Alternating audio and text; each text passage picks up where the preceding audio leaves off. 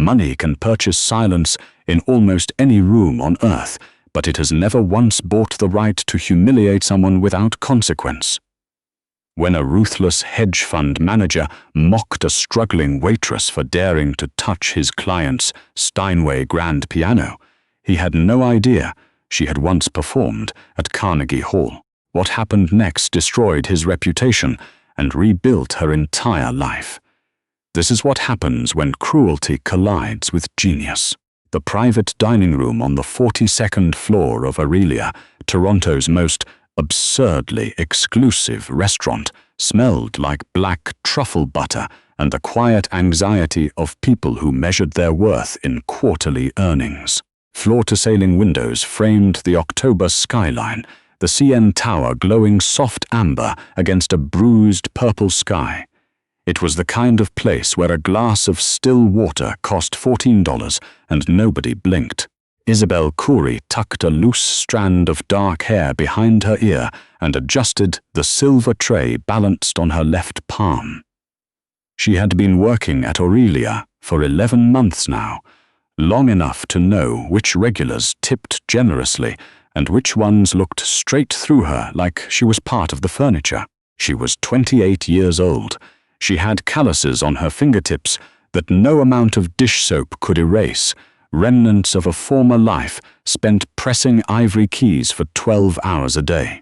3 years ago, Isabelle had been the youngest Canadian ever admitted to the Juilliard School's doctoral program in piano performance. Her interpretation of Rachmaninoff's Third Piano Concerto had made a New York Times critic use the word transcendent in print. The Royal Conservatory of Music in Toronto had offered her a full teaching fellowship upon graduation. She was supposed to be performing at concert halls across Europe by now. Instead, she was carrying plates of duck confit to men who couldn't tell Debussy from a doorbell. Her mother, Samira, had been diagnosed with early-onset multiple sclerosis 18 months into Isabelle's doctoral studies. The disease moved with a cruelty that felt almost personal, attacking Samira's motor functions first, then her speech, then her ability to swallow without assistance. The specialized care facility in Mississauga cost $11,000 a month after the provincial coverage ran out. The academic scholarships evaporated when Isabelle withdrew from Juilliard. The performance offers dried up, and Isabelle learned very quickly that a gift for Chopin did not translate into a gift for paying medical bills. She picked up double shifts. She smiled until her cheeks burned. She let wealthy strangers speak to her as though she were a lesser species of human being. And every single night, after her shift ended and her aching feet carried her back to the tiny Parkdale apartment she could barely afford, Isabelle sat on the edge of her mattress and flexed her fingers in the dark, running through Liszt's transcendental etudes in her mind, terrified that the music was slowly leaking out of her. Tonight, the restaurant's general manager, a perpetually anxious man named Declan, had intercepted Isabelle at the staff entrance with the kind of expression usually reserved for bomb disposal technicians. "Table 9, Declan whispered, gripping her elbow. "Desmond Hale just arrived. He's hosting a private dinner for investors. There's a concert grand in the room for the entertainment portion later tonight. Do not touch it. Do not look at it too long. Do not breathe on it." He had the last server reassigned for putting a water glass on the wrong side. "He specifically requested you because he thinks you're," his words, "the quiet one who doesn't talk back." Isabelle nodded. She knew exactly who Desmond Hale was. Every person in Canadian finance knew. The 34-year-old CEO of Hale Meridian Capital had built his hedge fund by aggressively shorting struggling companies, buying their debt for pennies, and liquidating their assets. He was regularly profiled in the Globe and Mail, always photographed in the same pose. Sharp jaw tilted upward, steel grey eyes narrowed, bespoke suit cut so precisely it looked like armor. He had once told a CBC interviewer that empathy was an evolutionary defect that the market corrects. He had not been joking. Isabelle pushed through the heavy oak doors into the private dining room. The space was magnificent and deliberately intimidating. A 20-foot mahogany table dominated the center, surrounded by 12 leather chairs. Crystal stemware caught the candlelight and scattered tiny rainbows across the white linen tablecloth. And there, in the far corner of the room, resting on a low platform beneath a spotlight, sat a Steinway Model D concert grand piano, its black lacquer surface polished to a mirror finish. Isabelle's heart stuttered. She hadn't been this close to a proper concert grand in over a year. The instrument seemed to radiate a gravitational pull that she felt in her sternum. She forced herself to look away and approached the table. Desmond Hale occupied the head seat, naturally. He was flanked by 2 guests. To his right sat a woman Isabelle recognized from business magazines, Victoria Ashby, a venture capitalist from Vancouver, who controlled roughly $2 billion in tech sector assets. She was immaculate, her silver blonde hair pulled into a severe chignon, her expression carefully neutral. To Hale's left sat someone Isabelle did not recognize, an older woman, perhaps 65, with sharp cheekbones, kind dark eyes, and an understated elegance that suggested wealth so old it no longer needed to announce itself. She wore a simple charcoal dress and a single strand of pearls. "Good evening," Isabelle said, her voice steady and professionally warm. "Welcome to Aurelia. May I begin with sparkling or still water for the table?" Desmond did not look up from his phone. "Still. Fiji. Not that local nonsense. And bring the 2010 Penfolds Grange. I assume someone back there knows how to decant properly?" "Of course, sir. And make sure the pianist they hired shows up on time." Desmond flicked his wrist dismissively. "I'm paying $12,000 for a private Chopin performance tonight, and the last musician this agency sent couldn't keep tempo through a waltz.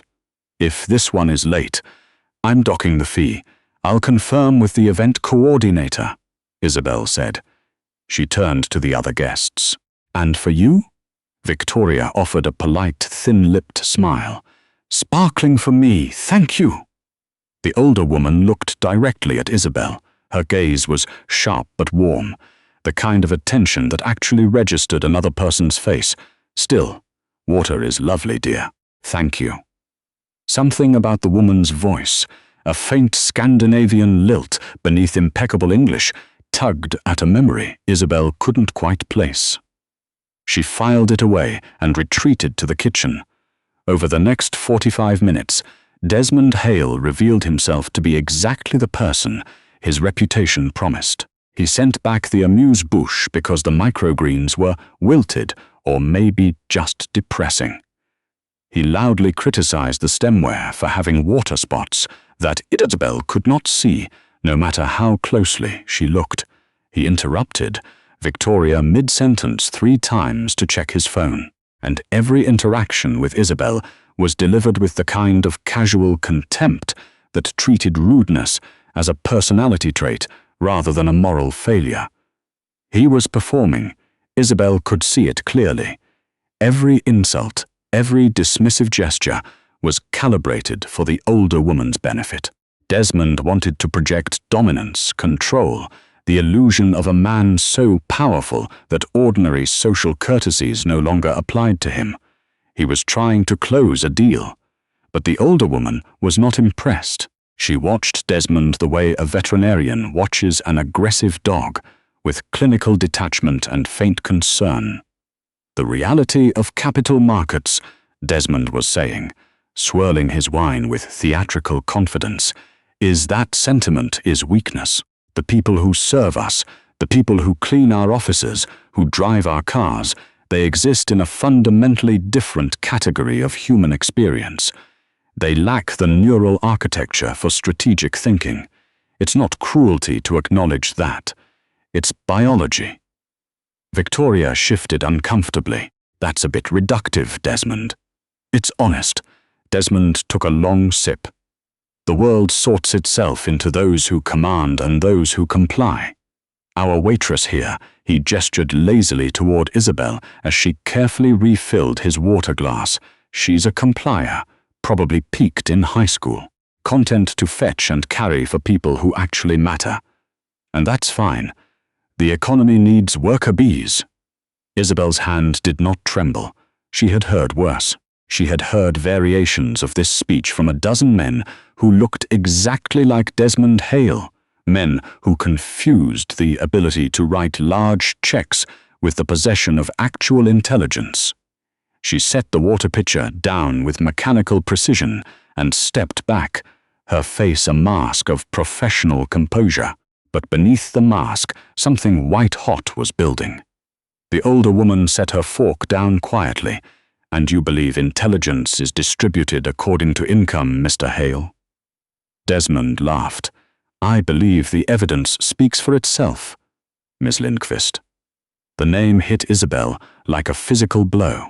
Astrid Lindqvist. She knew that name. Every serious musician on the planet knew that name. Astrid Lindqvist was the founder of the Lindqvist Foundation, the single largest private funder of classical music education in the Western world. She had personally launched the careers of half the concert pianists currently performing on the international circuit. She sat on the board of the Berlin Philharmonic. She had endowed chairs at Juilliard and the Royal Academy of Music. Isabelle had once applied for a Lindqvist Foundation scholarship. She had been a finalist before she had withdrawn her application to come home for her mother. Astrid Lindqvist was sitting at table 9, and Desmond Hale had no idea what she actually cared about. The breaking point arrived at precisely 8:47 in the evening. Declan appeared at the dining room door, his face the color of curdled milk. He beckoned Isabelle over with a frantic wave. The pianist cancelled, he hissed. Some kind of emergency. The agency has no replacement. Hale is going to lose his mind. He's been promising his guest a private Chopin performance all week. This dinner is worth a 7-figure investment to him. Isabelle looked back toward the dining room. Through the crack in the door she could see the Steinway, black and gleaming and waiting. I'll tell him, Isabelle said. He's going to destroy us, Declan muttered. Isabelle walked back to the table. Mr. Hale, I've just been informed that this evening's scheduled pianist has had a personal emergency and is unable to attend. Silence lasted exactly 2 seconds. You're joking. Desmond's voice was flat, dangerous. You are genuinely standing there telling me that I am paying $12,000 for a concert, and there is no pianist. I'm very sorry, sir. The agency is incompetent, and so is everyone in this building. Desmond threw his napkin onto the table. This is a $400,000 dinner, including the investment I'm trying to secure. Do you have any concept of what's at stake here? Of course you don't. You carry plates for a living, Desmond. Victoria said quietly. It's not her fault. I don't care whose fault it is. Someone in this restaurant is going to fix this, or I will personally ensure that Aurelia never hosts another private event in this city. He turned back to Isabelle, his pale eyes burning with a fury that was only partly about the pianist. Unless you've got some hidden talent you'd like to share. Maybe you can hum a little tune for us? Tap your foot rhythmically? He laughed at his own joke, looking to Victoria and Astrid for validation. Victoria stared at her plate. Astrid Lindqvist watched Isabelle with an expression of quiet, focused attention. Isabelle stood very still. The dining room around her seemed to compress into a single point of pressure behind her eyes. She could feel the Steinway in her peripheral vision, that magnificent instrument sitting unused and perfect under its spotlight. She could feel the phantom weight of keys beneath her fingertips. She could hear, distantly, the opening bars of Chopin's Ballade No. 1 in G minor, the piece she had performed for her Juilliard audition, the piece that had made a roomful of professors sit forward in their chairs. Desmond Hale had just made the same mistake every bully makes. He had assumed that the uniform defined the person wearing it. "Actually," Isabelle said, her voice was quiet, but something in its timbre had shifted. The professional warmth was gone. In its place was something cooler, harder, more precise. "I can play." Desmond blinked. Then he laughed again, louder this time, a barking, performative sound. "Oh, this should be rich. The waitress thinks she can play. What, did you take lessons at the community center? Please, by all means." He swept his arm toward the piano in a grand, mocking gesture. "Entertain us." Isabelle did not respond to him. She untied her apron, folded it neatly, and placed it on the sideboard. She walked across the room toward the Steinway, with a gait that was subtly, fundamentally different from the way she had been moving all evening. The submissive hunch of her shoulders straightened, her chin lifted, her footsteps became deliberate, measured, the walk of someone approaching a stage, not a table. She sat down on the bench. She adjusted its height. She placed her hands in her lap for a moment, closed her eyes, and took one slow, deep breath. Then she began to play. The first notes of Chopin's Ballade No. 1 entered the room like a held breath finally released. The opening largo was gentle, questioning, almost tentative, a melody that sounded like someone remembering something beautiful and painful at the same time. Isabelle's fingers moved across the keys with the kind of fluency that cannot be taught, only cultivated through thousands of hours of obsessive, devoted practice. The tone she drew from the Steinway was rich and dark, with a singing quality in the upper register that made the crystal stemware on the table vibrate in sympathy. Desmond's mocking smile did not survive the first 8 bars. The ballade is a 17-minute piece that travels through extraordinary emotional territory. It begins in sorrow, builds through passages of breathtaking lyrical beauty, erupts into moments of almost violent technical virtuosity, and ends in a cataclysmic storm of sound that leaves audiences genuinely shaken. It is considered one of the most difficult pieces in the entire piano repertoire. Concert pianists spend years preparing it. It has ended careers. Isabelle played it from memory, flawlessly, as though the music had been living inside her body for years, and she was simply allowing it to escape. When she reached the presto con fuoco, the ferocious final section, her hands became a blur across the keyboard, the notes cascading with a precision and fury that filled the room with sound so overwhelming it felt almost physical. The walls seemed to vibrate. The candle flames flickered, and then silence. Isabelle lifted her hands from the keys. She sat motionless for a moment, her eyes still closed, her breathing slightly elevated. Then she opened her eyes and stood up. Astrid Lindqvist was on her feet. There were tears on her cheeks. She was not bothering to hide them. She brought her hands together in a slow, deliberate applause that built steadily until it filled the room.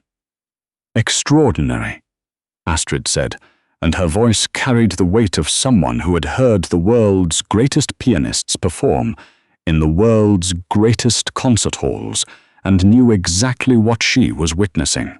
Absolutely extraordinary. That was Horowitz's phrasing in the development section, but the voicing in the coda was entirely your own. Who trained you?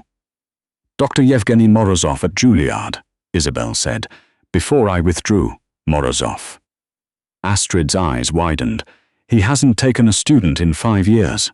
He told me he was waiting for someone worth teaching. She paused. He was waiting for you to come back, wasn't he? Isabelle said nothing. She did not trust her voice. Victoria Ashby had pressed both hands flat against the table, her composure finally and completely broken. She stared at Isabelle as though seeing her for the first time. Desmond Hale sat frozen, The color had drained from his face in stages, like water receding from a shoreline, leaving behind something gray and exposed and ugly. His mouth was slightly open. His hands gripped the armrests of his chair. "You," he started. "My doctoral dissertation at Juilliard," Isabelle said, turning to face him with an expression of absolute calm, focused on the evolution of Romantic-era piano technique and its influence on contemporary performance practice. I was the youngest finalist for the Lindqvist Foundation International Piano Fellowship. She looked at Astrid, before I had to withdraw to care for my mother. Astrid Lindqvist went very still. "Isabelle Khoury," she said softly. "The application from Toronto. I remember your audition recording. My review committee argued about you for 3 days. 2 of them wanted to create an entirely new category of award. And then you disappeared." "My mother has MS," Isabelle said simply. "The care is expensive. I did what I had to do." Astrid nodded once, slowly, as if something large and important had just clicked into place behind her eyes. She reached into her handbag, a simple, unadorned leather bag that probably cost more than Isabelle's rent, and produced a cream-colored business card. "My foundation is launching a new international residency program in Stockholm next spring," Astrid said. "We are selecting 6 pianists from around the world for a fully funded 2-year fellowship. Performance opportunities across Europe. A recording contract with Deutsche Grammophon and comprehensive family medical support for all fellows." She held the card out to Isabelle. "I would like you to be our inaugural fellow. No audition, no application. I just heard everything I need to hear." Desmond shot to his feet so violently that his chair scraped backward across the hardwood with a shriek. "Astrid, you can't be serious right now. We are in the middle of a negotiation. I've put together a proposal worth $60 million. You're going to derail everything because some waitress banged out a show tune on a— That was Chopin's Ballade, no. 1 in G minor," Astrid interrupted, her voice quiet but carrying the kind of authority that made very powerful people stop talking. "Opus 23. It is not a show tune. The fact that you don't know that tells me everything I need to know about the cultural fund you are proposing to manage." She turned to face Desmond fully. "You asked me here tonight to convince me that Hale Meridian Capital should oversee a $300 million arts and culture endowment. You spent the evening insulting your server, dismissing the intelligence of anyone who earns less than you, and demonstrating a profound contempt for the very people my foundation exists to support." She picked up her napkin, folded it precisely, and placed it beside her plate. "The negotiation is over, Mr. Hale.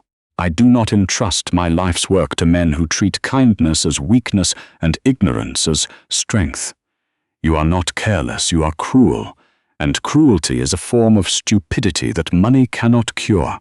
She placed several large bills on the table, took Isabelle gently by the elbow, and walked toward the door. Astrid, wait." Desmond's voice cracked. The performative confidence had evaporated entirely, leaving behind something raw and desperate. "I can adjust the proposal. I can restructure the terms, the cultural sensitivity component. I'll hire consultants. You will do nothing, Mr. Hale." Astrid did not turn around. "Because I am not interested in hiring consultants to simulate the basic human decency you should have learned as a child. Good evening." The door closed behind them with a soft, definitive click. Victoria Ashby sat motionless for a long moment, staring at the space where Astrid Lindqvist had been. Then she slowly reached for her phone, tapped a message, and stood. "Victoria." Desmond's voice was barely a whisper. "Tell me you're not pulling out too, Desmond." Victoria picked up her clutch. Her voice was flat, clinical, stripped of any trace of sympathy. "You just lost the Lindqvist Foundation. That was the anchor commitment for your entire cultural fund. Without Astrid's endorsement, every institutional investor I've spoken to will withdraw by Friday. You know that. I can fix this. You cannot fix this. You publicly humiliated a woman in front of the most respected arts philanthropist in the world, and then you called Chopin a show tune. The reputational damage alone will cost you more than the fund was worth. She paused at the door. I'm recommending to my partners that we divest from Hale Meridian entirely, effective immediately. I suggest you call your lawyers tonight. She left without looking back. Desmond Hale sat alone at the head of the 20-foot mahogany table, surrounded by crystal stemware and cold food and the fading scent of a $12,000 evening that had just become the most expensive mistake of his life. The Steinway grand piano gleamed silently in its spotlight, as indifferent and beautiful as justice. In the kitchen, Isabelle pushed through the stainless steel doors, her hands trembling so badly that she had to press them flat against the cold prep counter to steady them. Declan was standing by the dishwashing station, his face cycling through approximately 9 emotions at once. What happened out there? Hale looks like he's been hit by a bus. Astrid Lindqvist just walked through the front of house with tears in her eyes. And why is there applause coming from the private dining room? Isabelle untied the silver name tag from her uniform and set it on the counter. I'm resigning, Declan. Effective tonight. Please mail my last paycheck to my apartment. Isabelle, you can't just... I have a phone call to make to Stockholm. She walked out the service entrance into the cold October air of downtown Toronto. The city hummed around her, indifferent and enormous. She held Astrid Lindqvist's business card in her palm and stared at it under the yellow light of a street lamp. The card was heavy, the paper thick and slightly textured, the kind of card that belonged to a world she had been exiled from for 3 brutal years. For the first time since she had left Juilliard, Isabelle felt the crushing weight on her chest begin to lift. 5 months later, the February light in Stockholm was thin and silver, filtering through tall windows into a converted 19th century concert hall that now served as the Lindqvist Foundation's international artists' residence. Isabelle's studio occupied the entire 3rd floor, a vast, high-ceilinged room with exposed brick walls, a Bosendorfer imperial grand piano, and a view of the frozen harbor that made her chest ache with its beauty every single morning. True to her word, Astrid Lindqvist had transformed Isabelle's reality with a thoroughness that still felt slightly unreal. Samira Khoury had been transferred to a world-class neurological care facility in Zurich, fully funded by the Foundation's Family Support Program. The crushing monthly bills that had defined Isabelle's existence simply vanished, replaced by a comprehensive care plan managed by a team of specialists who actually returned phone calls. Free for the first time in 3 years to do what she had been born to do, Isabelle played. She played for 8, 10, 12 hours a day, rebuilding the technique and confidence that financial desperation had nearly destroyed. She performed her first public concert in March, a solo recital at the Stockholm Concert Hall that sold out in 40 minutes. The Swedish press called her the most compelling young pianist to emerge in a decade. Deutsche Grammophon fast-tracked her debut recording. The Royal Conservatory of Music in Toronto, the institution that had once offered her a fellowship she could not accept, invited her to return as an artist in residence. Astrid, recognizing that Isabelle's talent was matched by an equally formidable analytical mind, began involving her in the Foundation's strategic work. Isabelle helped redesign the fellowship application process, identifying brilliant young musicians from working-class backgrounds who would have been filtered out by the old system's emphasis on expensive preparatory training. She consulted on the Foundation's new technology initiative, a partnership with a Swedish AI company developing software that could analyze historical recordings and reconstruct the interpretive techniques of legendary pianists. The project was called Resonance, and Isabelle's deep knowledge of performance practice made her an invaluable collaborator. She was no longer carrying plates. She was building something. Back in Toronto, Desmond Hale's empire was collapsing with the slow, grinding inevitability of a glacier calving into the sea. Victoria Ashby's divestment had triggered exactly the chain reaction she had predicted. Without the Lindquist Foundation's anchor commitment, the cultural fund imploded within weeks. Institutional investors, spooked by rumors of Hale's behavior at the Aurelia dinner, began quietly pulling capital from his other funds. The Globe and Mail ran a devastating profile titled "The Dinner That Cost Desmond Hale Everything," sourced by anonymous attendees who had overheard the confrontation through the private dining room's imperfectly soundproofed walls. Within 4 months, Hale Meridian Capital's assets under management had dropped by 55%. The board initiated a formal review of Desmond's leadership. Desperate, bleeding credibility and capital simultaneously, Desmond pivoted. He would acquire Resonance, the Lindquist Foundation's groundbreaking AI music technology. If he could control the software, he could license it to every conservatory, streaming platform, and recording studio on the planet.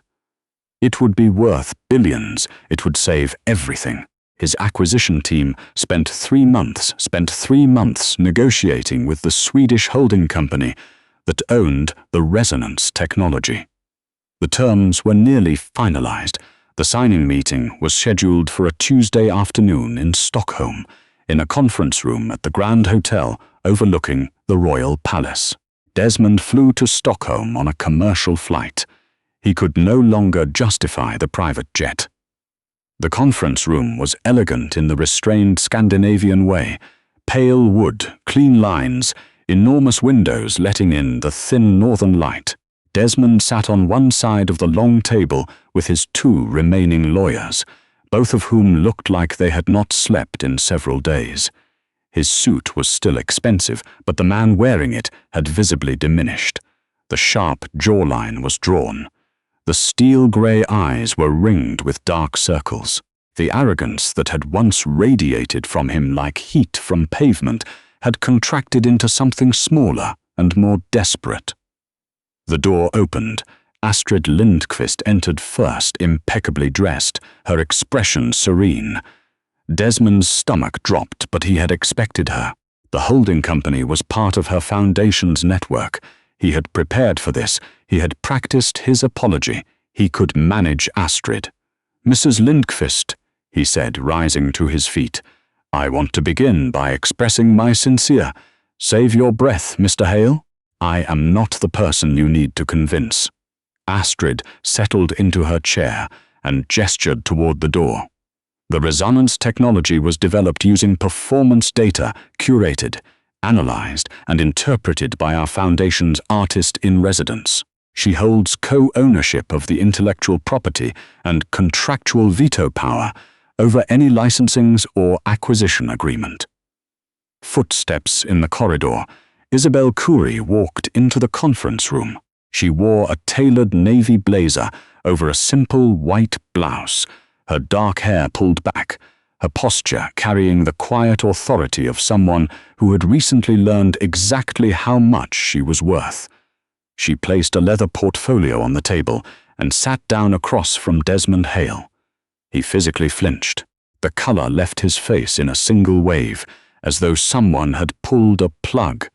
His lawyers glanced at each other with the silent, panicked communication of people who have just realized they are in significantly more trouble than they were told.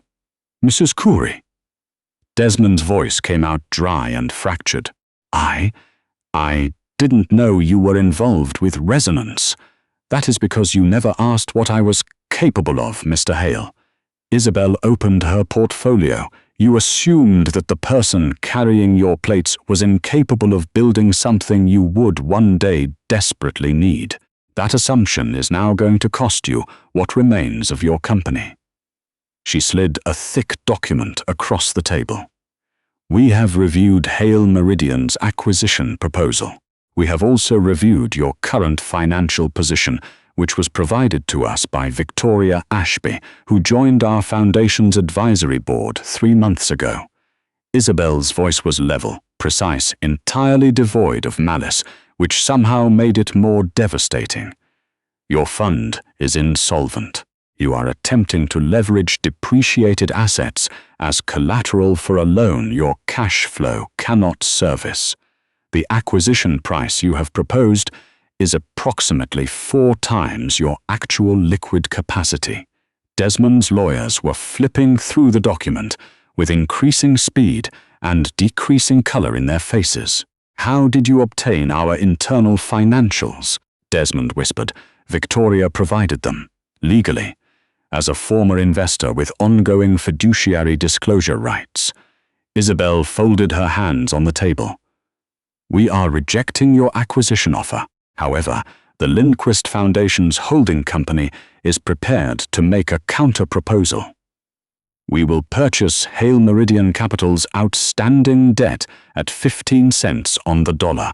We will execute a structured acquisition of your remaining viable assets, and we will remove you from the position of CEO by end of business today. Desmond gripped the edge of the table. You can't do this. I built that fund from nothing. 12 years of my life. You built it on the assumption that other people's dignity was a resource you could spend without consequence. Isabelle's voice did not rise. You were wrong, the market corrected.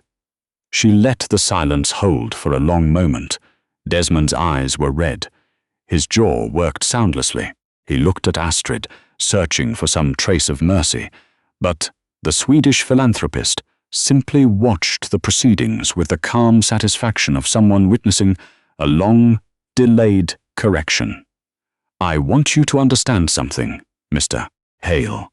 Isabelle closed her portfolio with a quiet snap that echoed in the silent room. I am not doing this because you insulted me. I am doing this because you are a bad steward of other people's money and other people's trust. The insult simply revealed who you already were. I am merely the consequence. She stood up, collected her documents, and nodded to Astrid. At the door, she paused. She turned back, and for the first time, something close to a smile crossed her face, not cruel, not triumphant, just the quiet expression of someone who had finally, after years of silence, been heard. You asked me once if I had any hidden talents, Isabelle said softly. I hope that answers your question, Mr. Hale. She walked out into the pale Stockholm light, leaving the shattered remains of a man who had mistaken a waitress's silence for surrender, and who learned, far too late, that the quietest person in the room had been the most dangerous one all along. Arrogance may command the room for an evening, but it is dignity, the kind that survives poverty and exhaustion and the cruelty of strangers, that endures.